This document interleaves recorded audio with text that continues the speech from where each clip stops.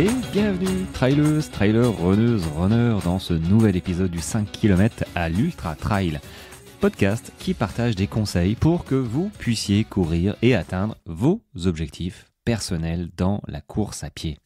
Allez, c'est parti, bienvenue dans ce nouvel épisode du 5 km à l'Ultra Trail. Bon, j'allais continuer en parlant de le podcast qui est pour tous les amateurs de running et de trail, blablabla. Non, en fait, je vais laisser mon intro comme elle était, elle est parfaite. Alors, de quoi j'ai envie de te parler ? Je vais rebondir un petit peu sur le post que j'ai mis hier sur comment augmenter sa confiance en soi dans la course à pied. C'était alors est-ce que je l'ai devant les yeux ?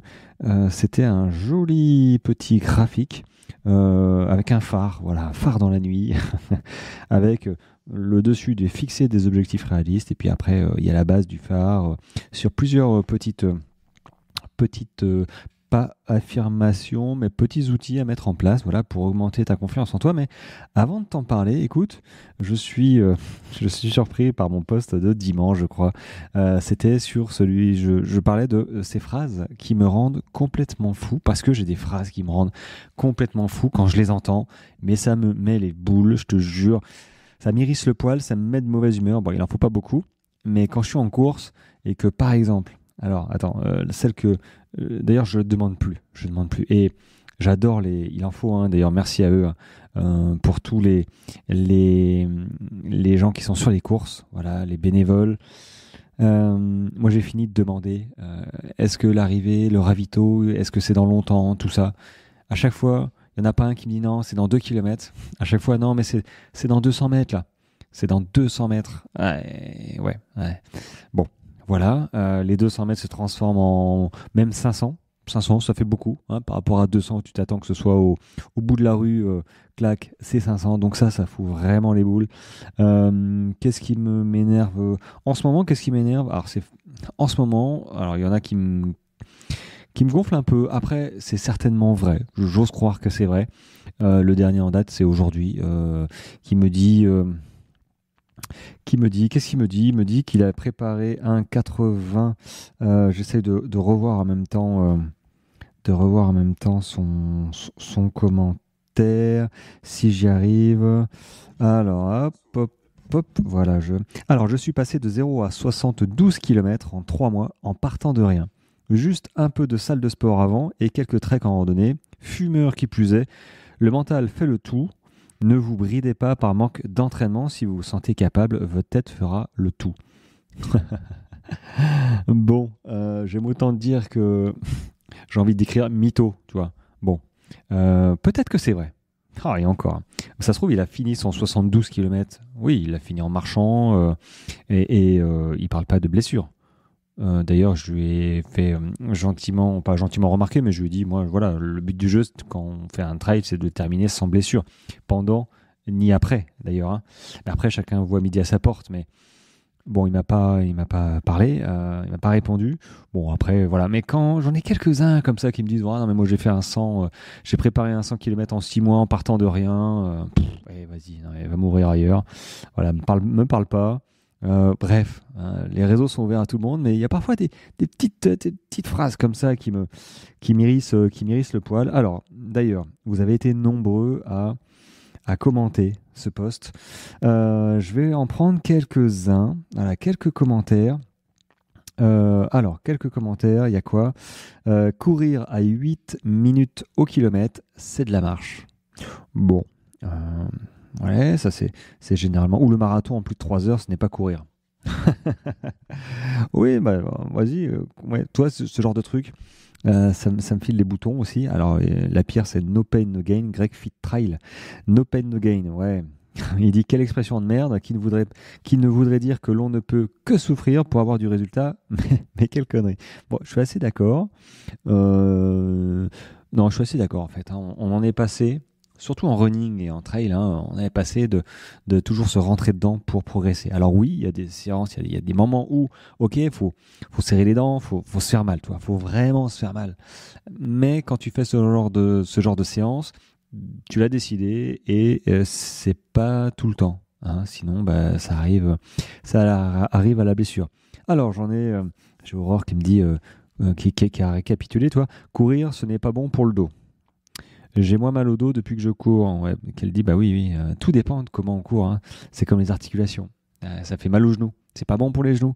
Bah, j'ai envie de te dire non, non, c'est bon pour les genoux si on court correctement. C'est tout, quoi. Ce n'est pas bon pour une femme, qu'elle dit. Qu'on lui a dit, hein, déjà. Et alors, qu'est-ce qu'on lui a dit d'autre? Je ne comprendrai jamais les gens qui font ce sport. C'est quoi le but du truc? Il faut être maso. Bon, certes, ça me fait penser un petit peu au sketch sur la 6 là, tu payes du coup pour être pour espérer terminer un ultra, une course de 160 km, et donc t'es pas certain de finir, et à la fin tu as un t-shirt qui dit que tu as fini ta course. Bon, c'est assez ça. C'est assez ça. Alors il y a quoi d'autre? Greg, hein, qui me dit tu as le temps de courir, pour toi c'est facile de courir, un ultra c'est une rando, pourquoi tu cours pas un marathon? Un marathon de 10K. Ouais, on est d'accord. On est d'accord. C'est vrai que c'est assez. Il y a le fameux t'as le temps, c'est facile. Alors tu vois, celle-là, t'as le temps, c'est facile. Ou t'as de la chance. Toi, ça s'applique à peu près partout. T'as de la chance, t'habites en campagne, dans un beau chalet, machin. T'habites en montagne, t'as de la chance. T'as de la chance de rien du tout. On se crée la chance. Et c'est vrai que. Et je suis vraiment. J'allais dire ébahi, mais merde, je trouve plus les mots. Bref, quand les triathlètes de tout niveau, hein, trouvent du temps pour courir, nager et faire du vélo, bah, ouais, bravo quoi les gars. Enfin, sincèrement, bravo. Et le temps, pourtant, on n'a que 24 heures, hein, chacun. Il n'y a pas une personne sur Terre qui a 25 heures, tu vois. Non, moi j'ai 25 heures. Ah ouais, ok, t'as une heure de plus, mais non, ça n'existe pas. Donc le temps, bah oui, peut-être que tu passes moins de temps. C'est pas peut-être, c'est certain. Tu passes moins de temps que ton voisin qui est devant sa télé, voilà, avec un paquet de chips et une bière. Ou pas forcément un paquet de chips et une bière, mais devant sa télé. Voilà. Ou peut-être que à 5 heures du matin, toi tu te lèves et les autres ils continuent à dormir. Le temps, on le trouve. Après, c'est une question de motivation. Donc c'est vrai que tu as le temps, c'est facile. Ah, là aussi, j'ai envie de leur bomber la guérite. Enfin bref. Ouais, il y a aussi Cédric qui me dit phrase entendue sur les Templiers. Bienvenue au sommet. Bienvenue au sommet. Il a fait 2 km de D+, après. Ça, c'est de l'humour, tu vois. Et j'ai intérêt à pas recroiser le gars parce que c'est vrai que j'ai pas hyper beaucoup d'humour. Bon, passer 120 bornes, j'ai plus vraiment d'humour. J'ai plus vraiment d'humour. Alors, il y avait quoi d'autre? Ah oui, oh, ça, évidemment, ça c'est fou. Ah, et aussi, quand je dis que je prépare un marathon, ça c'est au cœur du mental qui dit ça. Et du coup, il fait combien de kilomètres ton marathon? Là, tu dis, mais je comprends pas. Là. T'es con ou tu fais exprès, toi? T'es là, Bon, ok. Donc, on est un petit peu obligé d'expliquer, quoi. Le tracé d'avant était beaucoup mieux. Ouais, bon, ça, c'est possible. C'est possible. Alors, attends, il y a quoi d'autre? Papapam. La course à pied, c'est mauvais pour les genoux. Ouais, ceux qui marchent pendant un marathon ne devraient pas être finishers. Waouh, t'as dit, mais va mourir quoi. Et viens avec moi, même marcher 42 bornes et tu vas voir si tu vas dire que c'est pas du sport. Attends, je scrolle en même temps. Tu ne crois pas que tu en fais trop? Phrase de ma mère qui n'a jamais fait de sport. Catherine qui me dit ça, qui écrit ça, toi. Alors ça me fait penser à ma mère, hein, qui me demandait si à un moment, mon premier ultra de 160 km, bah, c'est des distances maintenant qui me sont rentrées, enfin qui me sont familières, tu vois. Mais c'est vrai qu'à l'origine, ça reste quand même assez fou. Et quand j'ai dit à ma mère que j'allais courir un 100 km et après un 160, elle m'a posé la question de savoir si ça allait dans mon couple, tu vois, dans ma famille, avec mes enfants. Est-ce que ça va à la maison? Parce que bon, faut pas être bien pour courir. Enfin, elle me dit quasiment ça, faut pas être bien pour courir. Et tu dois avoir un truc, tu vois. Donc, bon... non, ça va bien, moi, je te promets. Parfois, elle m'écoute, hein, sur le podcast, donc je la rassure. Voilà, tout va bien. Alors, que je regarde blablabla. Bon, il y en a tout plein. Il y en a tout plein qui... tu as acheté des carbones, pourtant tu es pas pro.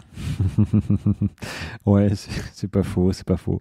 Après, on peut s'acheter ce qu'on veut, mais il faut faire attention aux chaussures carbone. Ouais, il faut faire attention quand même avec ces technologies-là. pour pas se blesser. Voilà. Ouais, il y a aussi faire un marathon en plus de 4 heures, ça ne compte pas. Bon, bah voilà quoi. Bon, bref. Tout ça pour dire, et il y en a un paquet, hein, il y en a, ah oui, il y en a d'autres où ça attaque le physique. Tu cours, toi, t'as pas trop le physique pourtant, tu vois. On s'attaque beaucoup aux femmes quand c'est comme ça. Et, euh, et c'est vrai que ceux qui passent leur temps à critiquer, ben, ce sont ceux qui ne font sûrement rien, tu vois. Ou au contraire, qui sont dans la perf.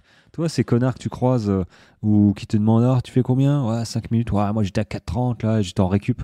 Ouais, mais fous-toi de ma gueule, on récup. Répète-le, t'es en récup à 4,30, tu vois.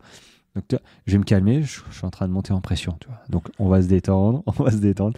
Bon, tout ça pour dire que finalement, tous ces commentaires, ils sont quand même hyper.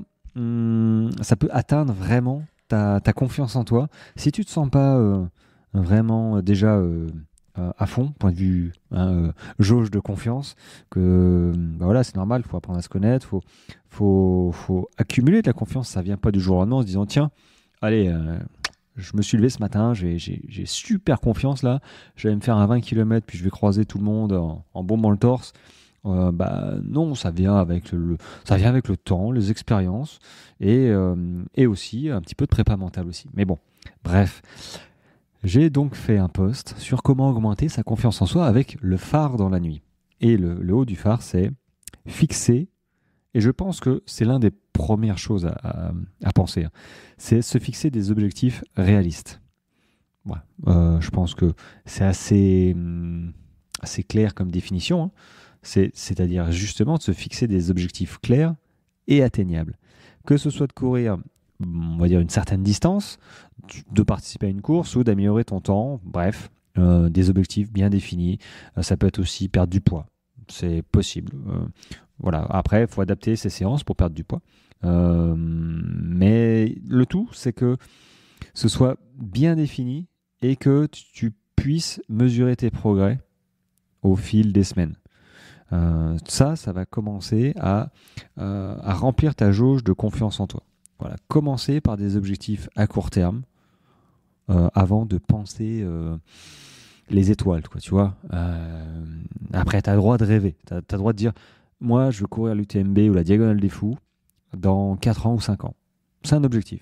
Mais avant d'atteindre ça, si tu te fixes que cet objectif-là, ouais, ça risque d'être long. Hein. Ça risque d'être long. Donc après, tu as des objectifs, ton premier 10, ton 20, ton 30, ton 50, ton 80, ton 100. Et peut-être un 160 avant d'aller à La Réunion pour voir ce que ça fait. Ce serait pas mal quand même. Moi, je conseille, même s'il y en a qui, voilà, leur première ultra de 160 km ou 175, je crois qu'il fait 175 km cette année, bah ça a été à la Diagonale des Fous. Bon, perso, je décommande quand même. Je déconseille. Je déconseille parce qu'il y a tellement de variables. En plus d'un ultra classique, même si moi je ne l'ai pas fait, t'as le temps, t'as la météo. Juste la météo, c'est la misère. Il fait hyper humide, hyper chaud, hyper moite, hyper froid. Tout ça en 2 jours. Waouh. T'as le sommeil à gérer, t'as les dénivelés à gérer, t'as le terrain à gérer, l'alimentation à gérer, le voyage, le décalage horaire à gérer. Donc ça fait quand même pas mal de paramètres à prendre en compte pour ton premier 160. Je déconseille un petit peu. Ensuite, du coup, pour augmenter ta confiance en toi, j'en ai parlé un petit peu de mesurer les progrès, c'est de tenir un journal de course. Tenir un journal de course, bon, perso, je sais qu'il y en a qui le font, aucune critique là-dessus. Moi, je serais incapable de tenir un journal de course façon j'écris. Moi, j'ai Strava, j'ai Sunto. Voilà, ces applis me suffisent à me servir de journal de course. Donc, je m'en sers pour voir un petit peu le volume hebdomadaire, combien de kilomètres j'ai fait, combien de temps, combien de dénivelé. Ce genre de choses pour jauger les semaines qui vont suivre dans mon entraînement. Voilà, mais ça permet aussi de te visualiser les améliorations. Si tu vois que de semaine en semaine, finalement, tu n'es pas plus fatigué, mais tu cours plus de kilomètres, plus de temps. Voilà, il faut se servir de ces petites victoires, et j'en parlerai après. Hein. Mais tu ne vois pas ces petites victoires si tu ne tiens pas quelque chose pour un journal de course ou vraiment des applis, des trucs comme ça pour mesurer tes progrès. Alors, mesurer les progrès, c'est pas forcément en distance ni en kilomètres, hein. Ça peut être en ressenti. Tu fais la même distance, mais tu la fais beaucoup plus sereinement, beaucoup mieux. C'est ce qui arrive avec mes coachés qui apprennent à courir actuellement. Moi, j'ai de tout, hein. J'ai des coachés qui préparent à 80 km et d'autres qui vont passer la barre des 30 minutes. Mais il y a passé la barre des 30 minutes en étant complètement à la ramasse et à bloc, et un petit peu dégoûté, et passer la barre des 30 minutes en se projetant sur la semaine qui suit, parce que ça s'est tellement bien passé que on continue, quoi. Pourquoi je m'arrêterai à 30, tu vois? Et ça, c'est une différence de mindset, d'état d'esprit à avoir, que pour progresser, faut pas no pain no gain. Ça a marché un temps peut-être, ça marche sur certains sports certainement, mais pas forcément là. Il y a des bonnes séances, ok, où tu te rentres dedans, hein, mais pour apprendre à courir, pour apprendre vraiment à courir, il faut pas mettre d'intensité. Tu n'as pas besoin de mettre d'intensité pour apprendre à courir 30 minutes. Et si tu commences à courir trop vite, à être en sueur, à plus avoir de souffle pour courir 30 à 45 minutes, voire 1 heure, c'est qu'il y a un problème dans ton entraînement. Voilà. Si c'est ça, tu peux venir m'en parler. Je te filerai avec plaisir des conseils. Qu'est-ce que je veux dire d'autre? Alors, on descend le phare. Le phare, je l'ai commencé par le haut. Tu vois, te fixer des objectifs réalistes. Tenir un journal de course, c'est la petite case du dessous. Ensuite, il y a, oui, bien sûr, pratiquer la visualisation. Bon, pratiquer la visualisation, c'est simplement te projeter. Voilà, c'est pas que simplement, mais tout dépend si tu commences, si tu es un petit peu plus avancé, mais il faut se projeter dans l'avenir. Ça peut être, pas forcément sur ta course d'ailleurs, hein, ça peut être un état d'esprit. La semaine prochaine, et j'ai envie peut-être de courir plus. C'est une forme de visualisation. Maintenant, sur ta course, ça peut être, c'est imaginer en fait ton parcours, ton rythme, ton état d'esprit.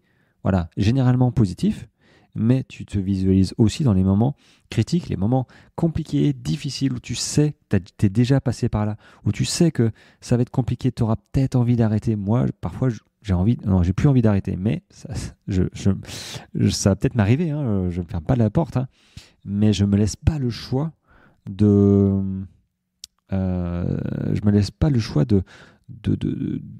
y penser, en fait, de continuer. Moi, pour l'instant, je continue. J'ai payé déjà pour. Ça, c'est mon petit côté financier. Mais ok, je suis là, personne m'a forcé. Et donc, du coup, voilà, si je suis pas blessé, c'est normal que je sois au fond du trou de temps en temps. Hop, eh ben, on n'est pas au fond du trou pendant 10 minutes. On n'est pas au fond du trou pendant 2 heures généralement. Il faut trouver des solutions et on les trouve. Ensuite, s'entraîner avec les autres, ça peut être aussi un facteur pour augmenter ta confiance en toi. Voilà, tout simplement, il faut trouver soit un bon copain, une bonne copine, ou en club. Voilà, il faut faire attention d'être bien accompagné, parce que en club, par exemple, il y a des groupes de niveau, il y a des personnes qui pensent plutôt performance. Donc c'est vrai que c'est pas forcément évident de faire confiance, mais tentez. Si vous ne tentez pas de vous rendre dans un club de course à pied, à côté de chez vous, pardon, ils vont pas venir chez vous, ils vont pas toquer à votre porte en disant Polo, viens courir là, j'ai vu que t'avais envie là, mais voilà, tu sortais pas, donc on est venu te chercher. Non, ils vont pas venir. Donc si tu sens que ça t'attirerait, peut-être que tu as besoin d'être entouré, encadré peut-être, un club, ça peut aussi faire l'affaire, tu vois. Et moi, alors, ce que j'ai marqué aussi sur mon post, c'est célébrer les petites victoires. Je célèbre pas assez les petites victoires dans ma pratique. Il faut surtout pas banaliser les courses, les temps, les petites victoires, quoi. Courir 2 heures, c'est bien. C'est pas parce que j'ai l'habitude de courir plus que 2 heures. Non, c'est bien. Il faut pas banaliser. Parce que du coup, finalement, on va en retirer que des aspects négatifs d'une course. Si on banalise les victoires, voilà quoi, t'as 18 sur 20, on retient que, mais pourquoi t'as pas 20 sur 20, quoi, tu vois? C'est pas cool. Du coup, 18 sur 20, c'est quand même super bien. Et t'en retiens un petit côté négatif. Je dis ça parce que mon père me faisait couramment ça, quand j'avais 18 sur 20, mais pourquoi t'as pas eu 20? Bon, ok, allô, je repars. Donc, voilà, faut célébrer les victoires, hein. Ça nous aide à construire une image positive de nous-mêmes, vraiment, et à renforcer notre confiance en nous. Bon, après, il y a travailler sur la technique, accepter. Bon, travailler sur la technique, ok, mais accepter les échecs. Et oui, accepter les échecs, les amis. L'échec fait partie de la réussite. Il n'y a pas un seul entrepreneur, une seule personne, un seul sportif qui soit arrivé à atteindre, à gagner un podium, à gagner la Diagonale des Fous. Blanchard, par exemple, tu vois, il a abandonné, il a eu des échecs. Ben là, il vient de gagner la Diagonale des Fous. C'est tout. Il faut. Ça nous permet d'apprendre sur nous, sur comment on réagit. Les échecs sont des occasions d'apprentissage. Voilà. C'est comme ça qu'il faut le prendre, plutôt que comme des défaites lamentables où tu te morfonds et tu te flagelles. Non, non. Il faut accepter les échecs, il faut apprendre à rebondir, à analyser et les transformer en victoire. Voilà. C'est plus facile à dire qu'à faire, hein. C'est certain. Donc voilà, augmenter ta confiance en toi. Tu peux revoir le post que j'ai mis sur Instagram, hein, sur le phare dans la nuit avec fixer les objectifs réalistes en haut du phare, parce que je pense que c'est l'un des premiers, des premiers paramètres, des premières choses à faire assez rapidement sur, ok, déjà, pourquoi je cours, pourquoi j'ai décidé de courir et quel objectif, pourquoi je cours, pour quel objectif je cours. C'est pas forcément une course. Ça, c'est toi qui vois. Donc, ça demande un tout petit peu de réflexion parce que c'est obligé que tu aies cette réflexion il y a un moment. Parce que quand tu vas être dans une routine d'entraînement, ça va te commencer à te saouler, ça va être trop régulier, trop répétitif, tu vas commencer à te fatiguer si ton entraînement n'est pas bien fait. Bon, même s'il est bien fait, hein, il y a des préparations qui sont quand même difficiles. Si tu n'as pas un pourquoi fort, que tu te poses même pas la question, que tu cours juste pour courir, bon, c'est compliqué de maintenir cette régularité qui est essentielle dans la progression. Voilà. Donc, il faut absolument que tu saches ton pourquoi et te fixer des objectifs réalistes par rapport à toi, à tes capacités et à ce que tu veux faire. Voilà, bon, c'est un petit longuet épisode, hein. Ah oui, longuet épisode de quasiment 22 minutes. Bon, je vais pas te retenir. Merci à toi, en tout cas. Merci à toi de tes écoutes. Voilà, je vais y arriver. Et puis c'est tout, hein. Si je repense à l'épisode d'hier avec Annie, j'ai adoré cet épisode, son débrief sur son 100 km de Millau. Encore merci à elle parce que ouais, ça a été un moment assez émouvant et on fait ce sport pour revivre ce genre d'émotions aussi tragique soit-il de temps en temps. Donc force à vous sur vos trails, sur vos courses. Et puis voilà. Portez-vous bien, surtout. Et puis, si vous avez aimé l'épisode avec Annie, n'hésitez pas à le partager sur les réseaux ou au boulot. Voilà, parce que je suis certain que cet épisode et Annie, son parcours, sa force de caractère, peut amener certaines femmes et certains hommes aussi, hein, évidemment, à franchir le pas, à s'accrocher et croire que tout est possible. Joli mot de la fin. Sur ce, je te souhaite une très bonne journée. On se retrouve demain pour un prochain épisode. Ciao, ciao.